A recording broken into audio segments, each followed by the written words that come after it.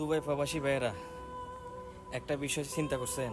এই যে মানুষগুলারে পুলিশে ধরে নিয়ে গেল, তাদের পরিবার কিন্তু এখন পর্যন্ত জানে না।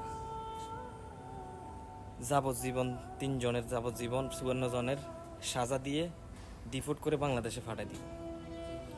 এই যে আমরা এত করে বুঝাইলাম, বিভিন্ন মানুষে আমাদেরকে আসে খারাপ সারাপ কমেন্ট করলো, এই করলো সেই করলো, এখন তাদের পরিস্থিতি কোথায়? এখন তারা কোথায়? এখন সবাই আহা, আমি একজন দুবাই প্রবাসী হয়ে আসলে খুবই কষ্ট লাগতেছে। এই মানুষগুলার পরিবার যখন জানবে তখন কি অবস্থা হইব। আফসোস, এমন কোনো কাজ করবেন না যারা মিডিল ইস্টে আছেন, স্পেশালি দুবাইতে আছেন। এদেশের আইন ভেরি স্ট্রং।